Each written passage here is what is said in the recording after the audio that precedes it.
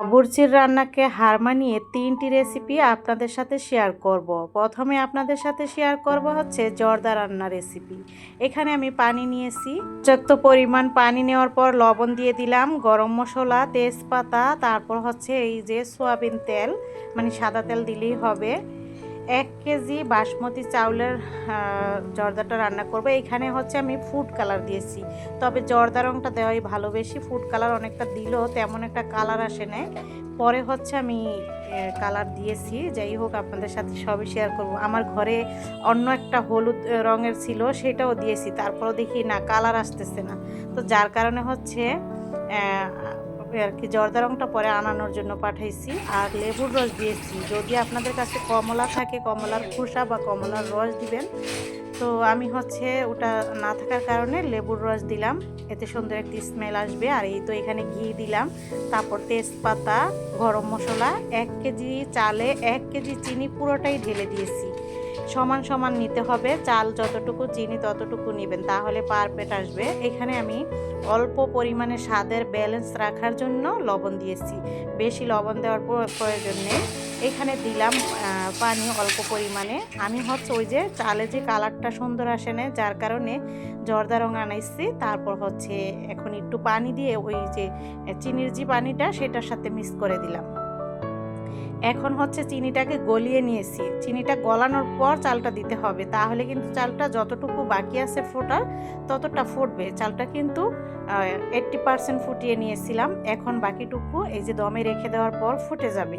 তো এইভাবে যদি আপনারা জর্দা রান্না করেন তাহলে পারফেক্ট হবে। এর চাইতে বেশি ফুটালে আবার ওটা ঝাউ ঝাউ হয়ে যাবে, খেতে ভালো লাগবে না। তা এইখানে হচ্ছে মিষ্টি 2 পদের 3 পদের আর কি। আর তো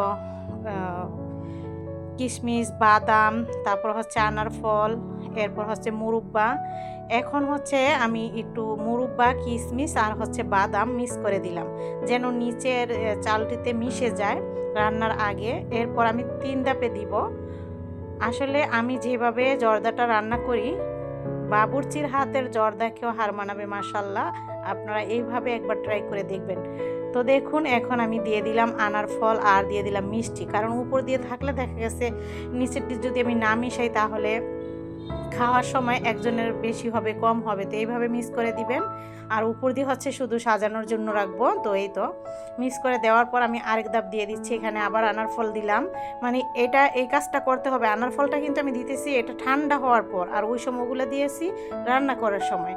তো এখন এই যে এটা ঠান্ডা হয়ে গেছে, একদম কুসুম গরম আছে এই অবস্থা। বেশি গরম দিলে আনার ফলের কালারটা নষ্ট হয়ে যাবে, এর গায়ে থেকে পানি ছেড়ে দিবে। যার কারণে ঠান্ডা হওয়ার পর আমি এই যে এইভাবে আর কি সুন্দর করে সাজিয়ে নিচ্ছি। দেখুন, প্রথমে দিয়ে আমি নেড়ে নিয়েছি, এখন হচ্ছে আবার দিয়ে দিলাম।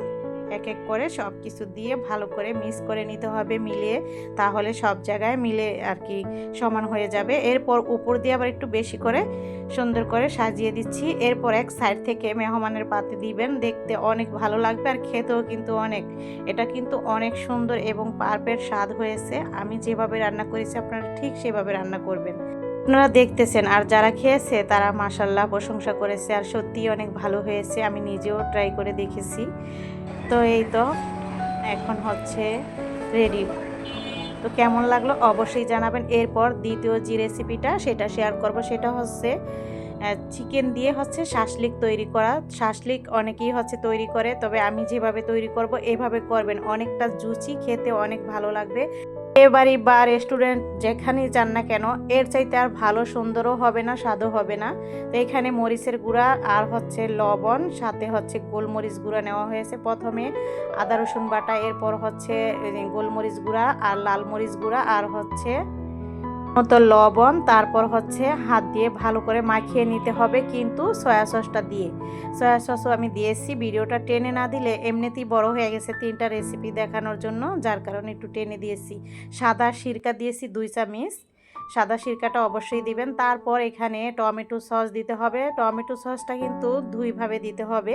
এইভাবে মাখিয়ে একবার দেওয়ার পর যখন ভাজা হবে তখন আবার দিতে হবে। এইভাবে হচ্ছে 20 মিনিট রেখে দেওয়া হলো রেস্টে, ম্যারিনেট করে। এইভাবে রেস্টে 20 মিনিট রাখার পর এই যে এভাবে কিউব করা যে সবজিগুলো, সেগুলো হচ্ছে এখন মিক্স করে দিতে হবে।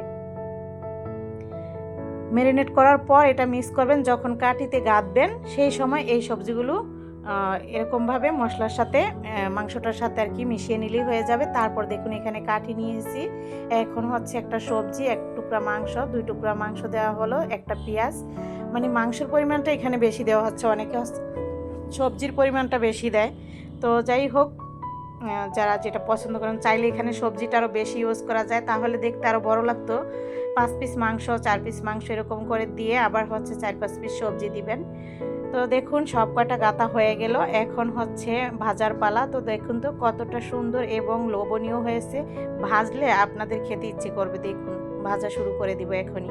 বাকি কাঠিগুলো আমি রেখে দিলাম। এখানে একটা সস তৈরি করে নেওয়া হচ্ছে, টমেটো সসের সাথে হচ্ছে চিনি আর হচ্ছে তেল মিক্স করে নেওয়া হলো, ঘিও মিক্স করে নিতে পারেন, যাই হোক তেল মিক্স করে নিয়েছি।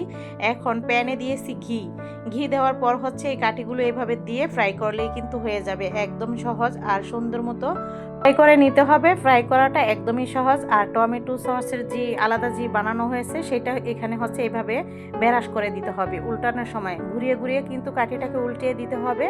এটা কোনো কিছু লাগবে না, শুধু কাঠিটা ধরে উল্টালেই কিন্তু সুন্দর মতো ফ্রাই হয়ে যাবে সব দিকটা। আর যখন আপনারা এটা উল্টাবেন তখনই হচ্ছে ব্যারাস দিয়ে ওই সসটা এটার উপরে মুছে দিবেন, তাহলে কিন্তু খেতে অনেক ভালো লাগবে, অনেকটা জুসি হবে। তো দেখুন এরকমভাবে ভেজে নেওয়া হয়েছে, এখন আবারও দিয়ে দিচ্ছি 5টা-6টা করে, এরকমভাবে এই প্যানে হচ্ছে ভেজে নিতে পারবেন। তো দেখুন এখন আবারও টমেটো সসটা ফ্রাই করে দিল, এইভাবে করে সব কটা ভেজে নেওয়া হয়েছে। তো দেখুন তো এতটা জুসি হয়েছে, মেহমানরা খেয়ে অনেক প্রশংসা করেছে, যদিও আমরা ট্রাই করি নেই, কিন্তু যারা খেয়েছে তারা বলছে অনেক মজা হয়েছে, অনেক ভালো লেগেছে। তো যাই হোক, আপনারা ঘরে বসে কোথাও না যেয়ে, রেস্টুরেন্টে না যেয়ে আপনারা ঘরে বসে কিন্তু মেহমানদের এইভাবে রান্না করে আপ্যায়ন করে খাওয়াতে পারবেন। দেখাবো 3 নাম্বার রেসিপি, এটা হচ্ছে চিকেন রোস্ট। তো এখানে হচ্ছে চিকেনটাকে প্রথমে ভালো করে ধুয়ে নেওয়া হয়েছে, 32 পিস চিকেন এখানে। তো এইভাবে কাঁটা চামচের সাহায্যে হচ্ছে কেঁচা দিয়ে নিতে হবে।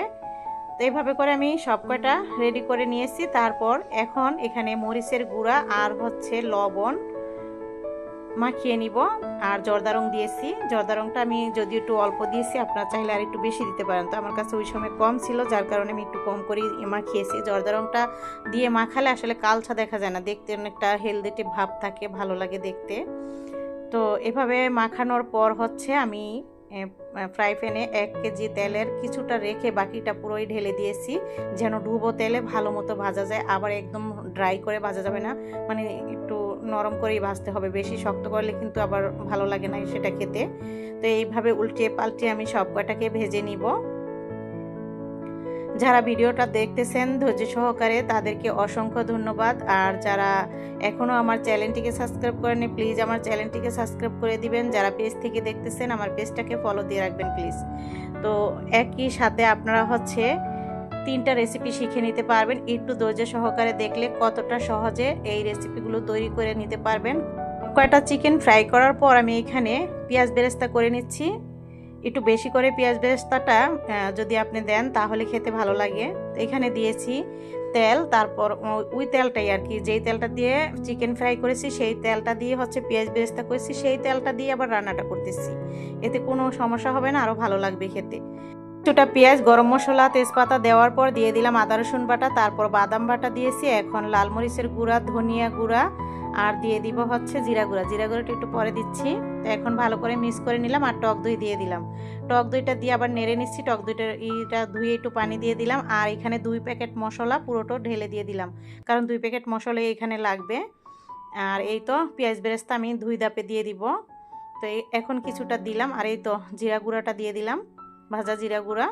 তারপর হচ্ছে এরকম বোতলের 1 বোতল সস পুরোটাই ঢেলে দিয়েছি, একটু ধুয়েও পানি দিয়ে দিব।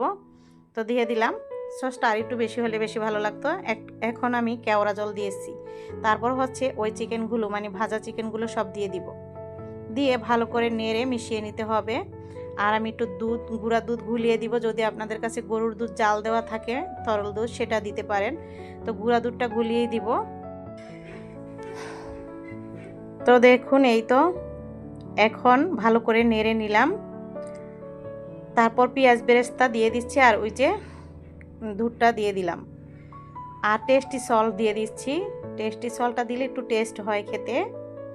আর দিয়ে দিলাম চিনি। চিনিটা অবশ্যই দিবেন যেন স্বাদের ব্যালেন্সটা ঠিক থাকে, একটু টেস্টি লাগবে খেতে। চিনিটা যদি না দেন তাহলে কিন্তু ভালো লাগবে না, অবশ্যই চিনি দিবেন। ভালো করে আমি নেড়ে মিশিয়ে নিচ্ছি। এই রান্নাটা করে রেখেছিলাম কালকে রাতে। তারপর হচ্ছে এখানে ঘি দিতে হবে, তো ঘি আমি দিয়ে দিলাম। ঘি দিয়ে হচ্ছে এখন আমি বেশি আর রান্না করব না। সকালে হচ্ছে আমি গরম করে বাকি যে পেঁয়াজ বেরেস্তা উপর দিয়ে দিব। তো এইটা হচ্ছে সকালের, মানে ওই রান্নাটুকু রাতে করে রেখেছিলাম। এখন সকালে এই যে আরও মশলাপাতি দিয়ে একটু জাল করে নিয়েছিলাম। মাশাআল্লাহ অনেক লোভনীয় হয়েছে। তো যা যা রান্না করলাম সব কিছুই আপনাদের সাথে শেয়ার করব। আসলে আমি আরও ভিডিও করেছি, সেগুলো দিলে হচ্ছে বড় হয়ে যাবে, যার কারণে আমি শর্টকাটে টেনে দিয়ে আপনাদের সাথে শেয়ার করলাম। কেমন লাগলো কমেন্ট করে অবশ্যই জানাবেন। এই রান্নাগুলো কিন্তু অনুষ্ঠান বাড়ির জন্য রান্না করে পাঠিয়ে দিয়েছি, যদিও আমি আজকে আমার বাসার জন্য এই রান্নাগুলো করিনি। এগুলো হচ্ছে আমার এক বোন বলছে যে আপা তোমার ভিডিও দেখি তুমি এত সুন্দর করে রান্না করো, বাসায় মেহমান আসবে তাই তোমার কাছে দিয়ে গেলাম, তুমি রান্না করে পাঠিয়ে দিও। তো এইতেও পাঠিয়ে দিই।